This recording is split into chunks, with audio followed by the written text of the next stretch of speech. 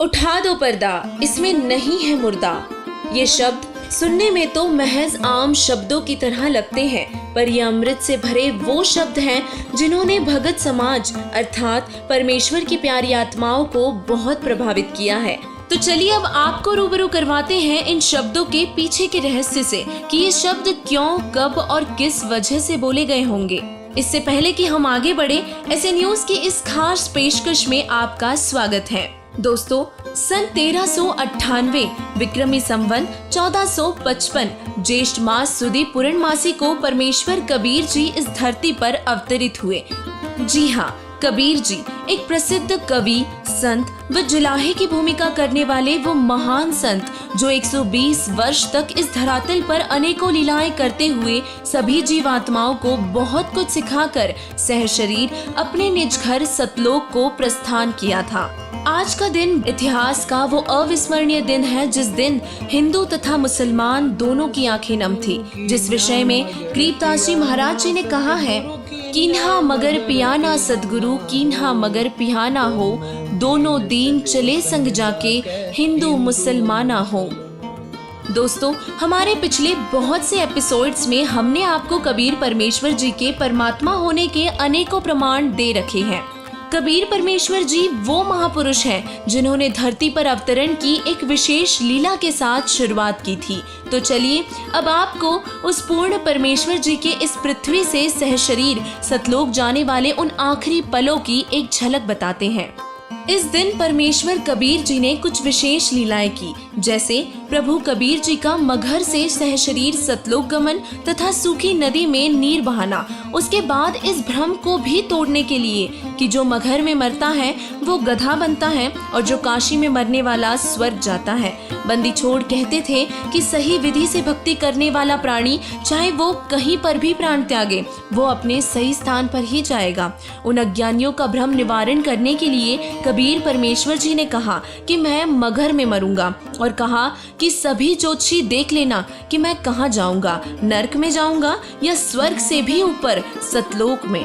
कबीर साहिब जी ने काशी से मगहर के लिए प्रस्थान किया।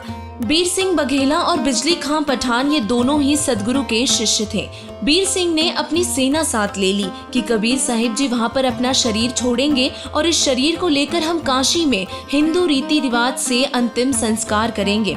यदि मुसलमान नहीं माने तो लड़ाई करके शव को लाएंगे और सेना भी साथ ले ली। और उधर से बिजली खां पठान को पता चला कि कबीर साहिब जी यहाँ पर आ रहे हैं। बिजली खां पठान ने सदगुरु तथा सर्व आने वाले भक्तों तथा दर्शकों की खाने तथा पीने की सारी व्यवस्था की और कहा कि सेना तुम भी तैयार रहो, हम अपने पीर कबीर साहिब जी का यहाँ पर मुसलमान विधि से अंतिम संस्कार करेंगे। कबीर साहिब जी के मगहर पहुँचने के बाद बिजली खां पठान ने कहा कि महाराज जी स्नान करो। कबीर साहिब जी ने कहा कि मैं बहते पानी में स्नान करूंगा। इस पर बिजली खान ने कहा कि सदगुरुदेव, यहाँ पर साथ में एक आमी नदी है और वो भगवान शिव के श्राप से सूखी पड़ी है, उसमें पानी नहीं है। जैसी व्यवस्था दास से हो पाई है, पानी का प्रबंध करवाया है। आपके स्नान के लिए प्रबंध किया है, लेकिन संगत बहुत आ गई है और इनके नहाने की तो बात नहीं बन पाएगी।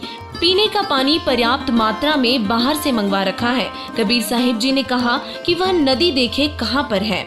उस नदी पर जाकर परमेश्वर कबीर जी ने हाथ से ऐसे इशारा किया था जैसे यातायात अर्थात ट्रैफिक का सिपाही रुकी हुई गाड़ियों को जाने का संकेत करता है और वह आमी नदी पानी से पूरी भरकर चल पड़ी।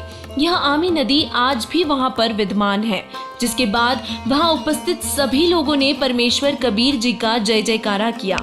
अब कबीर परमेश्वर जी ने कहा कि एक चादर नीचे बिछाओ, एक मैं ऊपर ओढ़ूंगा। और फिर जानी जान परमेश्वर कबीर जी ने दोनों राजाओं से पूछा कि यह सेना किस लिए ला रखी है।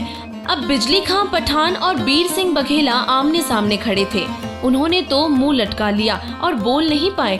तभी वहीं मौजूद दूसरे हिंदू और मुसलमान बोले कि जी हम आपका अंतिम संस्कार अपनी विधि से करेंगे। दूसरे कहते हैं कि हम अपनी विधि से करेंगे। चढ़ा ली बाहें और उठा लिए हथियार तथा कहने लगे कि आ जाओ। कबीर साहिब जी ने कहा कि नादानो, क्या मैंने यही शिक्षा दी थी 120 वर्ष तक? इस मिट्टी का तुम क्या करोगे? चाहे फूंक दो या गाड़ दो, इससे क्या मिलेगा? तुमने क्या शिक्षा ली मेरे से? सुन लो, यदि झगड़ा कर लिया तो मेरे से बुरा नहीं होगा। और वे ये जानते थे कि ये कबीर साहिब जी परम शक्ति युक्त हैं। यदि कुछ कह दिया तो बात बिगड़ जाएगी और इस कारण से शांत हो गए। पर मन में ये जरूर थी कि शरीर छोड़ने दो, हमने तो यही करना है। अब वे तो जानी जान थे। उस दिन गृह युद्ध शुरू हो जाता और बहुत नाश हो जाता यदि कबीर परमेश्वर जी अपनी कृपा न बख्शते। कबीर साहिब जी ने कहा कि मेरा अंतिम आदेश सुन लो और मानो। इसमें जो भी वस्तु मिले उसको आधा आधा काट लेना, परंतु लड़ना मत। इतना कहकर दयालु परमेश्वर ने एक चादर नीचे बिछाई और एक ऊपर ओढ़ ली और थोड़ी देर बाद ही आकाशवाणी हुई कि उठा दो पर्दा, इसमें नहीं है मुर्दा। मैं तो जा रहा हूँ सतलोक में, स्वर्ग से भी ऊपर। देख लो चादर उठाकर, इसमें कोई शव नहीं है। जो वस्तु है वे आधी आधी ले लेना, परंतु लड़ना नहीं। सभी ने ऊपर को देखा तो परमेश्वर कबीर जी अपने प्रकाशमय यानी कि तेजोमय शरीर में आकाशवाणी करते हुए ऊपर को जा रहे थे। तब वहां उपस्थित पंडित ब्राह्मण ज्योतिषियों ने अपनी पोथी पत्रा खोल कर देखा और बोला कि यह तो सब नक्षत्र ही बदल गए हैं। ये तो स्वर्ग से भी ऊपर महास्वर्ग तक चले गए हैं। चादर को उठाया तो शव के समान ऊंचे सुगंधित फूलों का ढेर मिला। इस विषय में एक अमरवाणी बहुत प्रसिद्ध है जो कुछ इस प्रकार है। वेद मुआ रोगी मुआ, मुआ सकल संसार। एक कबीर ना मुआ, जाहे के राम आधार। बीरदेव सिंह बघेल और बिजली खां पठान एक दूसरे से सीने से लगकर ऐसे रोने लगे जैसे कि बच्चों की माँ मर जाती हो। हिंदू और मुसलमानों का प्यार सदा के लिए अटूट बन गया और एक दूसरे को सीने से लगाकर हिंदू और मुसलमान रो रहे थे और कहने लगे कि हम समझे ही नहीं, ये तो वास्तव में अल्लाह आए हुए थे और ऊपर आकाश में प्रकाश का गोला जा रहा था। दोनों धर्मों हिंदू तथा मुसलमानों ने एक एक चादर तथा आधे आधे सुगंधित फूल लेकर 100-100 फुट के अंतर पर एक एक यादगार भिन्न भिन्न बनाई जो कि आज भी विद्यमान है। और कुछ फूल लाकर काशी में जहां कबीर परमेश्वर जी एक चबूतरे अर्थात चौराहे पर बैठकर सत्संग किया करते थे, वहां काशी चौराहा के नाम से यादगार बनाई है। अब वहां पर बहुत बड़ा आश्रम बना हुआ है। मगहर में दोनों यादगारों के बीच एक सांझला द्वार भी है जहां आपस में कोई भेदभाव नहीं है। हिंदू और मुसलमान ऐसे रहते हैं कि जैसे माँ जाए भाई रहा करते हैं। दोस्तों, ये वीडियो इस बात की गवाही देता है कि वो पूर्ण परमात्मा ना माँ के गर्भ से जन्म लेता है और ना ही उनकी मृत्यु होती है। वे तो सह शरीर आते हैं और सह शरीर ही वापस अपने निज घर सतलोक को जाते हैं। तो दोस्तों, ये थी सच्ची घटना कबीर परमेश्वर जी के सतलोक प्रस्थान की। हम आशा करते हैं कि ये जानकारी आपको पसंद आई होगी। आज भारत जैसे इस पवित्र देश में हम सभी एक बार फिर जातियों और धर्मों में बढ़ चुके हैं। हर तरफ धर्म के नाम पर नफरतों का घेरा है। हिंदू एवं मुसलमान दोनों ही एक दूसरे को दुश्मन मान बैठे हैं।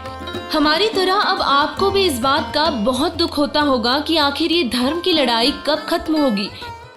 तो आज के इस विशेष दिवस पर आप सभी के लिए हम एक खुशखबरी लाए हैं। जी हाँ, 600 साल पहले कबीर परमेश्वर जी जिस काम को करके अपने निज घर गए थे, एक बार फिर उसी काम को शुरू करने और मानव में खोई उस मानवता को जगाने वो महापुरुष कबीर परमेश्वर जी स्वयं संत रामपाल जी महाराज जी के रूप में इस धरातल पर मौजूद है। क्योंकि धर्म चाहे हिंदू हो या मुसलमान, परमेश्वर की प्यारी आत्माएं उन्हें हर तरफ ढूंढती ही रही है। जिस विषय में कबीर परमेश्वर जी ने कहा है कि आत्म ज्ञान बिन नर भटके, कोई काबा कोई काशी। तो दोस्तों, अब की बार देर न करें और जल्द से जल्द तत्व ज्ञान से परिचित होकर संत रामपाल जी महाराज जी से नाम दीक्षा लेकर अपना व अपने परिवार का कल्याण करवाएं।